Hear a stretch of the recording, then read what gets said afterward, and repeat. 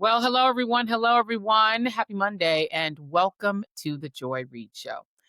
Now, we begin on this Monday after news yesterday that Donald Trump is planning to expand the deployment of the U.S. military beyond our now militarily occupied U.S. capital to even more Democratic run cities, including Chicago and potentially Baltimore, Maryland, where Governor Wes Moore was crystal clear in our interview on this show with him and in subsequent media interviews that the state's National Guard will not participate. I can tell you right now that there will be no military incursions in the state of Maryland because nobody has the authority to be able to put troops, especially if you're talking about Maryland Guard troops, in any of our streets unless the authority comes from me.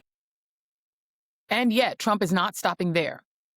His TV host-run Pentagon is now reportedly preparing to activate the National Guard in 19 additional states. 19. This time including 1,700 armed National Guard troops in red states, with Texas getting the largest number. But you can best believe the targets will be blue cities in those red states.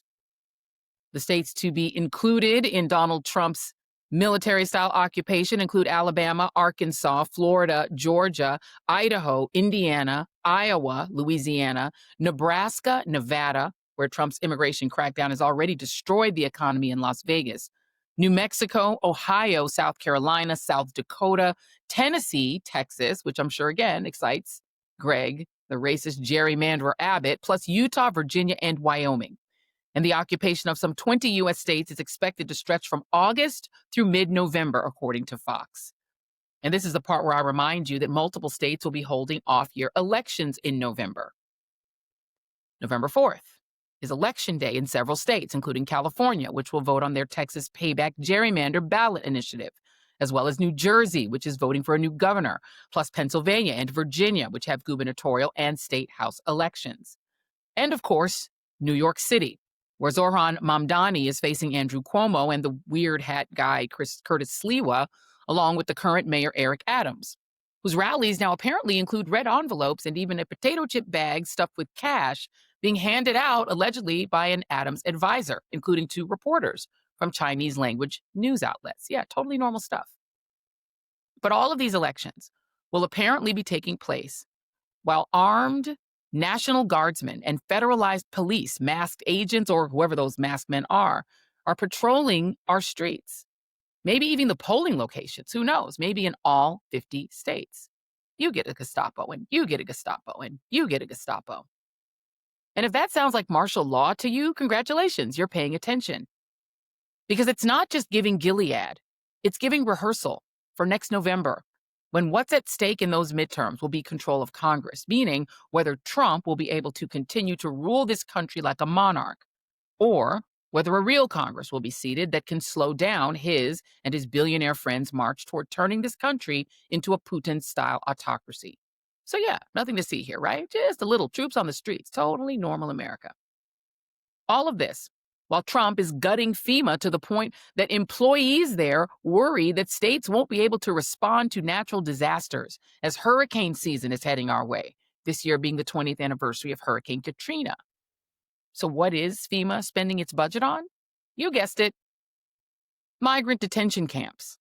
Of course. More than $600 million of your tax money worth. And the rest of the money that should be going toward protecting you from hurricanes, floods, and other natural disasters is instead going to things like Trump's lavish new White House ballroom that's costing you $200 million. And by the way, they've canceled all of the White House tours to get it done for His Orange Majesty. You will also be paying $930 million to trick out the supposedly free luxury plane Trump got as a push gift from Qatar. You'll also be footing the bill for the hot new Mustangs the regime is sending out into the world to try to lure people into signing up for jobs with the ICE-masked Gestapo. Seriously. Because, Doge, got to save money because we're so broke. We can't afford y'all to have Medicaid, remember? No health care for you. Meanwhile, Trump's other autocratic bestie besides Putin, namely adjudicated war criminal Benjamin Netanyahu, is not slowing down either when it comes to the genocide in Gaza. He's ramping it up. Despite international condemnation over the deliberate starvation of the people of Gaza, the Israeli military is pushing forward with the total obliteration of the Strip. Just take a look at this report from Al Jazeera.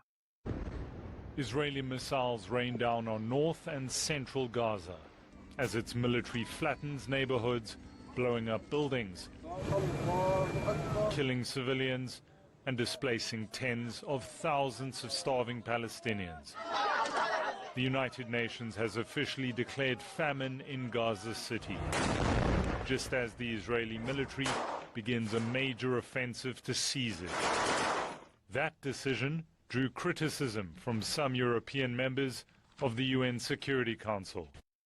All of this while settlers are just openly conducting ethnic cleansing, free from any and all constraints, taking whatever land they want under the full protection of the Israeli military. Take a look at this report from ITV. Daniel says this valley is where Joshua led the Israelites to the promised land, according to the scriptures. He, like all the settlers, believes the land is theirs and rejects any notion of a Palestinian state. I'm not angry. I'm not one of those frothing at the mouth of the settlers who are going to yell and scream and start throwing things at you because I don't like what you're saying. I don't like what you're saying because what you're saying is wrong. It is not consistent with the historical record. There was never a Palestinian state. Even if I were to say, okay, well, these poor people, they have to do something. They have to go somewhere. And I would say, well, not on my account, not on my watch, because not only is it not only is it inimical to my essential national interest of settling the entire land of Israel, it's also an intrinsic danger, a clear and present danger to our physical survival. As the mourners gather, the Israeli army moves in. Sir, can you explain why we have to leave? כדי לשמור על הסדר באזור. I'm sorry? English. תתרגמו, אני בטוח שתמצאו מישהו שיתרגם את הדברים שלי מצוין. To keep the press quiet. It does seem quite... To keep the press quiet. And when you see the utter destruction and devastation of Gaza, including Israel's deliberate starvation of children in a clear and present genocide, it is unfortunately all too common for Western media to take at face value, without much question at all, the religious claims being asserted by citizens of the nuclear weapon-holding, expansionist Middle East superpower that is annexing land they have no legal right to, as people coming from Europe, Russia, or the United States, and making those biblical claims that you heard that West Bank settler make.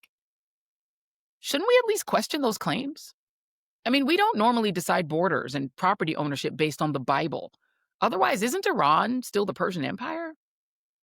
It's also tempting, as much of the Western media has done, to portray any resistance to this annexation by Palestinians who are a mix of Muslims and Christians, and whose parents and grandparents coexisted for decades with Middle Eastern Jewish people, but who have neither power nor protection in the territories occupied by Israel, to portray any resistance to their land being taken away at gunpoint as terrorism.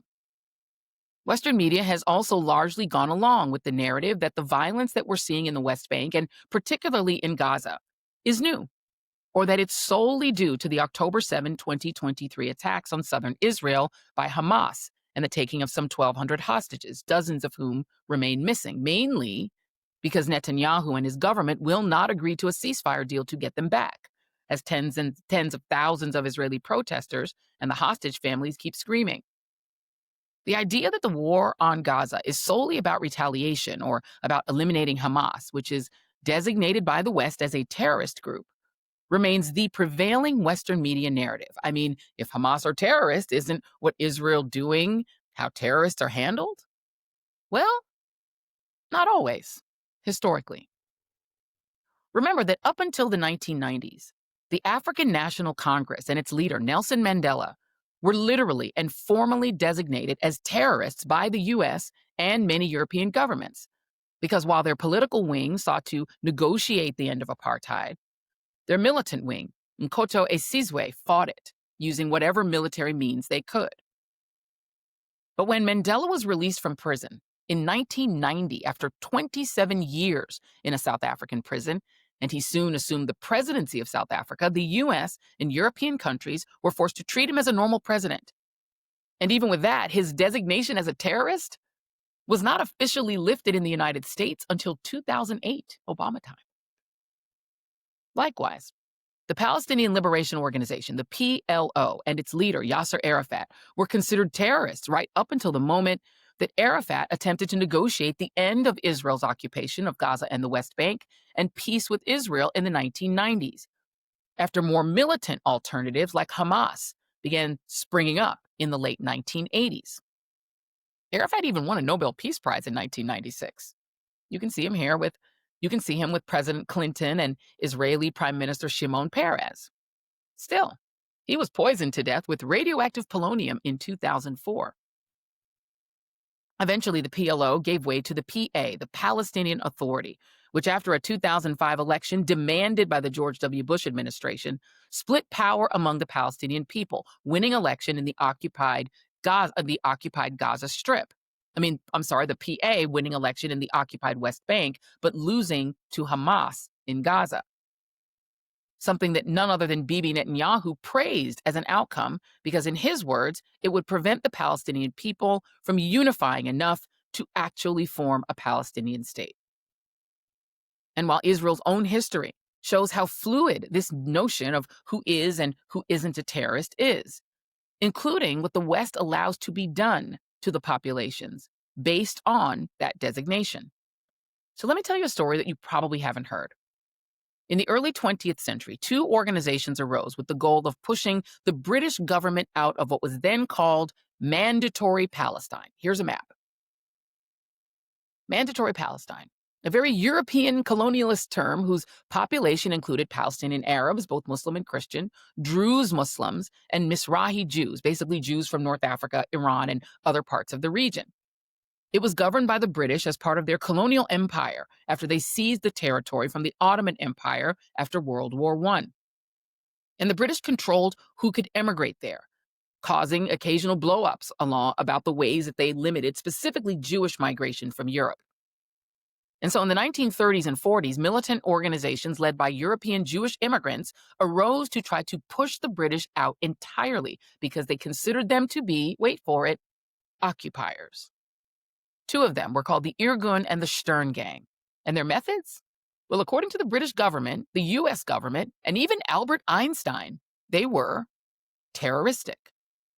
Here's how Britannica describes the Irgun, quote, Irgun Zvi Leumi, a Jewish right-wing underground movement in Palestine, founded in 1931, in part by Russian-born political activist Zeev Jabotinsky, at first supported by many non-socialist Zionist parties in opposition to the Haganah, which was basically a militia, but one that opposed violence against indigenous Arabs. The Irgun in 1936 became an instrument of the Revisionist Party, an extreme nationalist group that had seceded from the World Zionist Organization and whose policies called for the use of force, if necessary, to establish a Jewish state on both sides of the Jordan River. Irgun committed acts of terrorism and assassination against the British, whom it regarded as illegal occupiers, and it was also violently anti-Arab.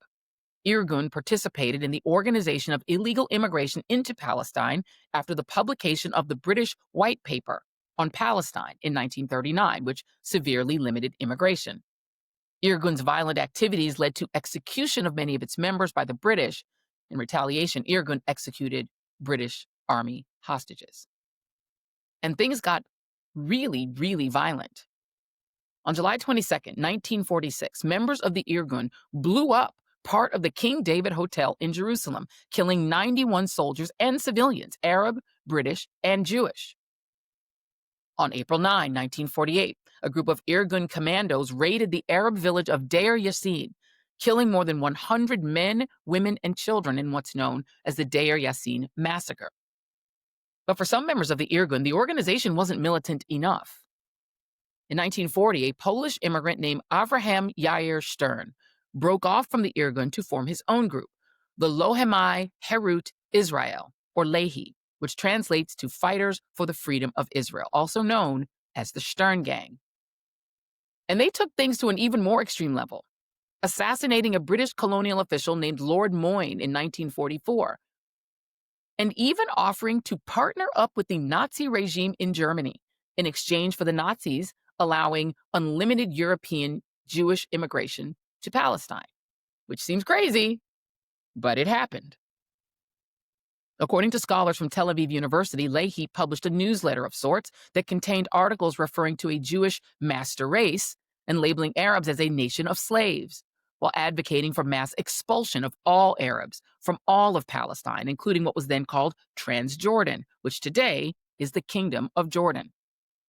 The Stern Gang did a lot of terrorism. Their forces attacked airfields, railway yards, and other strategic installations in Palestine, in addition to the assassinations. And according to Britannica, after the creation of the State of Israel in 1948, the group, which had always been condemned by moderate leaders of the Jewish community in Palestine, was suppressed, though its units were eventually incorporated into the Israeli Defense Forces. Now, unlike the Irgun, which is a precursor to the Herut or Freedom Party in Israel, and the currently ruling Likud Party, which Bibi Netanyahu belongs to, the Stern Gang left no political party behind. Abraham Stern was eventually assassinated, apparently by British police in Tel Aviv. But he's considered a hero by some far-right Israelis to this day, including having a town named after him in 1981 and pilgrimages to his grave. Yikes. And while he was despised by mainstream and moderate Israelis, his movement and the Irgun left quite a legacy. In fact, 2 Israeli prime ministers in the past were members of these groups. Menachem Begin, the Israeli prime minister who signed the 1979 peace treaty with Egypt, for which he and Egyptian leader Anwar Sadat shared the Nobel Peace Prize, was a member of the Irgun as a young man. Here's his mugshot. And Yitzhak Shamir was also a member of the Stern Gang when he was younger. And here's his mugshot. And mind you, at no time were Prime Ministers Shamir and Begin written off by the West as terrorists due to their literal affiliation with terrorist groups. Nor would any sane person have supported Great Britain had they in the 1940s responded to the bombings, the mass shootings, and the assassination of Lord Moyne by carpet bombing Tel Aviv or Jerusalem and starving everyone who lived in mandatory Palestine in retaliation. Had they done that, we would have looked back on such an atrocity and called it genocide. And that was even before there was a genocide convention. Fast forward to today, and we're seeing extraordinary violence play out in the West Bank and Gaza, with well over 60,000 Palestinians killed that we know of, and 2 million people in Gaza facing famine. And the goal of this doesn't feel like it's just to eliminate Hamas. It feels a lot more like what people with bigger guns always do: obliterate people with less firepower to take away their land, which is also called colonization, which, by the way, the original Zionists from Europe called their project. And yes, whether it's the Afrikaners who did it in South Africa or the Pilgrims in America, the justification is almost always, God said this land is mine. One hopes that God is not so cruel. And because the media is given little access, honestly no access by the Israeli government, the horrors in Gaza in particular are being broadcast to the world largely by Palestinian journalists who are essentially documenting their own assassinations and the obliteration of their own families and villages. In fact, in just 18 months, Israeli forces have killed more journalists than died in the Civil War, World War I, World War II, the Korean War, the Vietnam War, and the Afghan War combined. With the latest toll including 5 journalists killed just this weekend when Israeli forces bombed a hospital, killing at least 15 people, including the journalists who have worked for various international media outlets. A new film by Robert Greenwald tells the story of these journalists in stark detail. It's called Gaza, Journalists Under Fire. And here's a clip. نحن الآن وظيفة إسرائيلية في ذات المحيط خلال تسجيل هذا التقرير.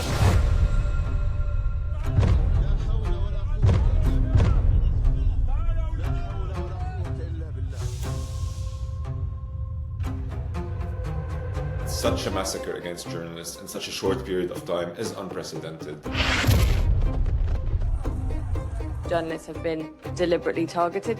That would constitute a war crime. الغارات الإسرائيلية لم تتوقف على مدينة غزة. Since no foreign journalists are allowed in unless they are embedded with the Israeli army, these local journalists are the eyes and ears of the world.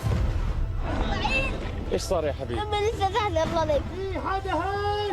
ضحية هذه الحرب هم الأطفال والنساء.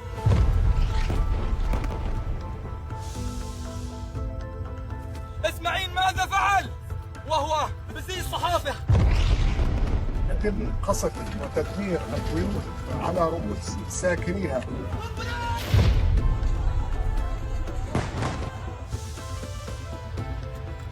Bilal was known as the father of the Palestinian press.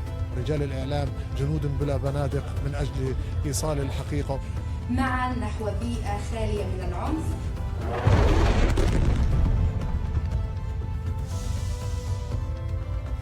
Heba was killed in her home in an Israeli airstrike with her 5-year-old daughter.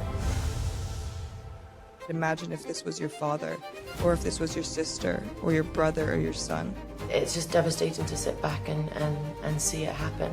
Much of what is happening there has been done with U.S. weapons. The U.S. will take over the Gaza Strip. We'll own it. نقل هذه الصورة قد يؤدي في أي لحظة إلى فقدان الحياة. A clear intention by the Israeli army to impose a media blackout on Gaza by rendering journalism a deadly profession.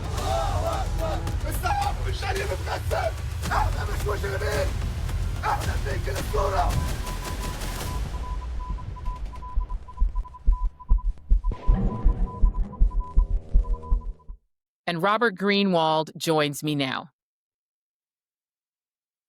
Roberts, thank you so much for being here and sharing this film. It's my pleasure. Thank you for what you've done in speaking up and speaking out on this so critical issue. You were one of the only ones early on to do something, and it's much appreciated and much needed. Thank you. That's very kind of you to say. I'm very proud of myself that you have said that about me, because I am a big fan of yours and a big admirer of your work. I watched this film yesterday, and it literally broke my heart. These stories, I think particularly Heba, because as a mom, I related to her so much. Talk about the process of making this film and how you chose these 3 brave journalists to highlight. The process started about maybe a year, a little longer, as I started seeing the stories coming in. And as someone who's done a lot of work around different war issues, I felt it was important that we speak up and speak out, even though, by the way, we were advised over and over again when we started not to do it. We would lose funders, we'd be attacked, all of which happened. But I also felt particularly strongly, having done the Iraq War and having done the Afghanistan War, having gone to Pakistan and interviewed drone survivors, I would be the ultimate hypocrite if I didn't try to do something here. And so it also came in factor as a New York Jew, a particular subset of Jewish people from New York who are not afraid of confrontation and speaking up and making noise. So we began the process. Then the question, Joy, was what could we do that might make a difference? What could we do that could impact people and policy?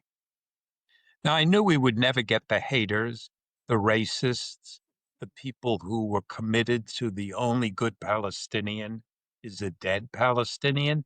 But I felt and believed and research supported that there were millions of people who maybe didn't care about the issue. And the idea was, if we focused on journalists, we could reach people who maybe were not engaged, did not experience the moral importance of this, but felt it's not a good idea to go out and murder journalists. Yeah. That began the process. And then we went to the Committee for the Protection of Journalists, which is, has an extraordinary website in which they detail each one of the journalists who've been killed. We used that website as the starting point, and then the job was how to determine a variety of journalists, because tragically there are now over 200. So we wanted some in front of the camera, some behind the camera, some doing research. We wanted women, we wanted men. And then the key factor from our point of view was, could we bring any of these journalists alive, even though they'd been killed, by using their social media? So the team, small team, myself, Casey, and Sean, dug into the social media. And that's how we came up ultimately with these three people. The sad and the painful, soul-wrenching truth is we could have had many, many more. But that's really was a process of elimination. And when I saw the video, it just breaks my heart as a father to even talk about it, of the young girl and her birthday. That's when I knew we could do something that would universalize the people who were killed, could break through some of the numerical abstraction, and could break through, frankly, some of the racist name calling. These were people like you, like me, like our families, like our friends. I mean, and exactly the third young man, that you end the film with, he was 27 years old. That's the age of my middle child. And they're so young, and these are such brave journalists. Talk about when the United States invaded Kuwait under George Herbert Walker Bush and during the Iraq War, there were a lot of limitations placed on journalists. The idea of embedding, of trying to sort of shape the narrative from the government's point of view. But you covered that war. You've covered a lot of wars. What is the difference, if there is one, in the way that Israel is limiting access by outside journalists to Gaza? Well, Israel is doing a truly horrible thing. They are murdering and killing Palestinian journalists. At the same time, lethal combination, they're saying no international journalists are allowed in. And what is the result? The result is journalists trying to do their job are not in the country. They're having less and less access to the courageous Palestinian journalists. So who do they turn to? They turn to the IDF. This is by design. This is not an accident. And it's really taking a terrible toll on the stories we've seen. Now, in the last couple of weeks, it seems that in some way the dam has broken, partly because every day, even yesterday, I sent you the note about the 4 additional journalists were killed. It keeps creeping up and up, the number. Then you have the awful images of starvation. And then you have clearly and apparently that Bibi and the Israeli government does not want to make a truce of any kind. And the killing of journalists seems to me to be a part of the genocide, right? The idea is that these people will die and no one will ever know because they will kill everyone who will tell. That's what it feels like to me. That's exact. It sounds horrible, and it's exactly accurate, and it's exactly what's happening.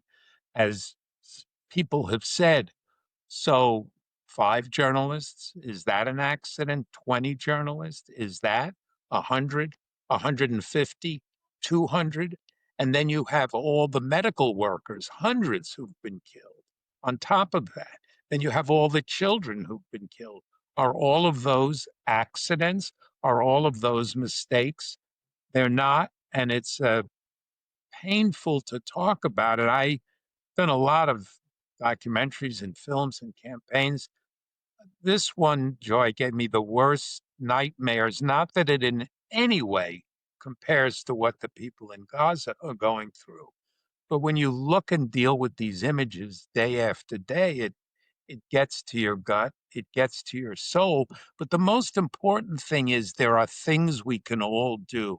And that's what the film is for. It's a tool. We've now had thanks to the extraordinary effort of the Brave New Films staff and team, over 1,000 free screenings all over the world, from Gaza to Washington, D.C., from Israel to South Africa, to Los Angeles, and it keeps growing. And the reason for the screenings is to motivate people to take action.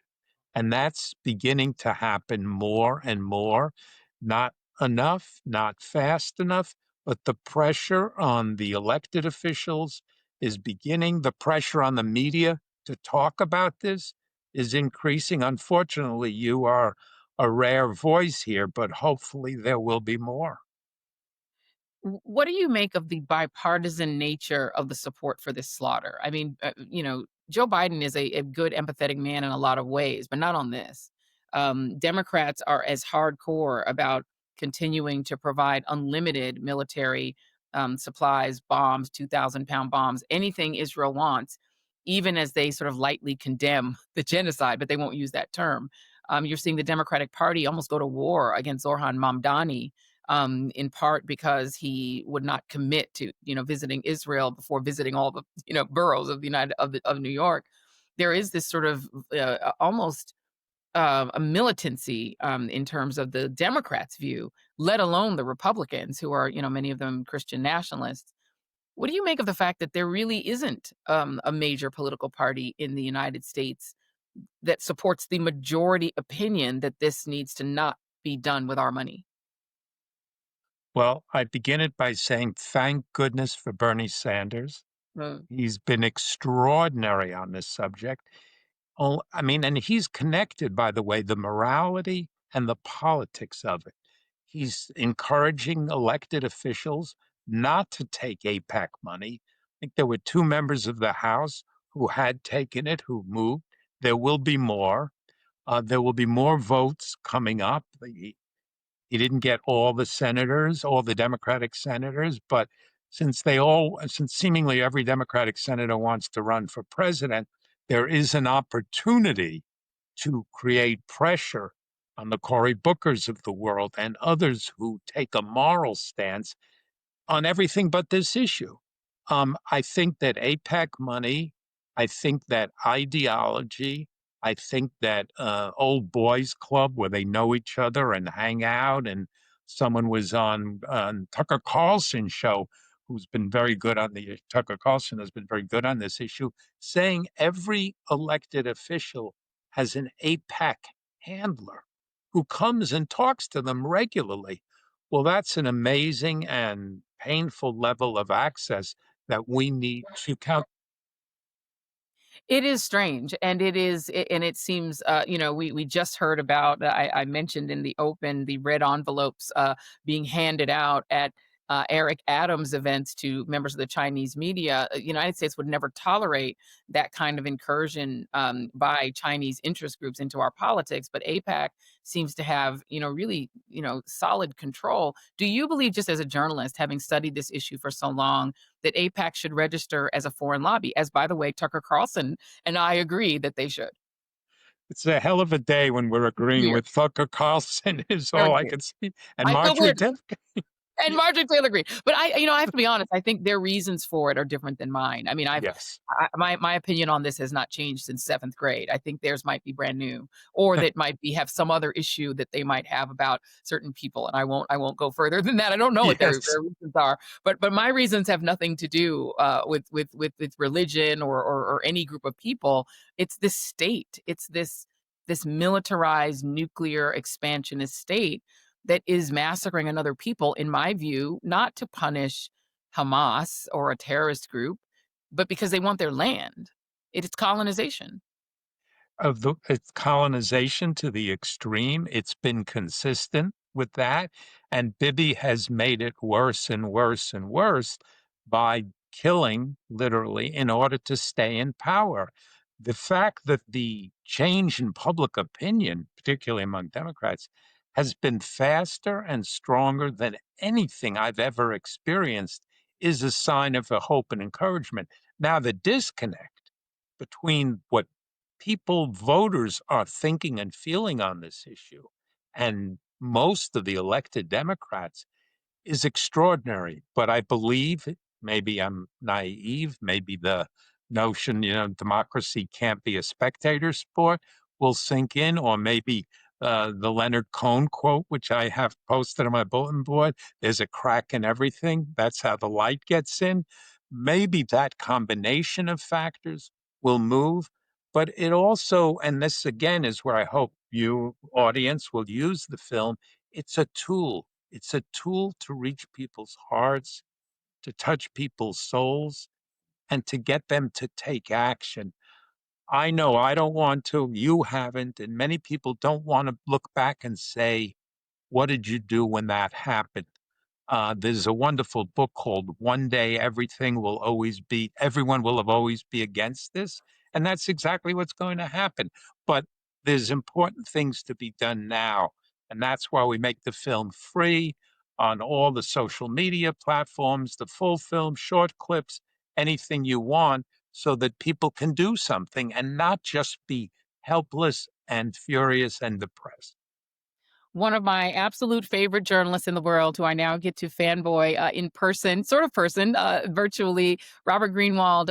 You are absolutely someone I aspire to be like. You are so good and so great and a good man. And thank you so much for being here. My pleasure. Thank you for what you're doing. May we have more and more of people like you doing the right thing in this critical time. Thank you, Joy. Cheers. Thank you so much. And I want to let all the audience know we are going to put a link to this searing, heart-wrenching, but really important film right here right below on the show link, so that you guys can watch it. It is free to watch. Brave New Films makes their films absolutely free so that everyone can watch them. So thank you all very much. And thanks to Robert Greenwald.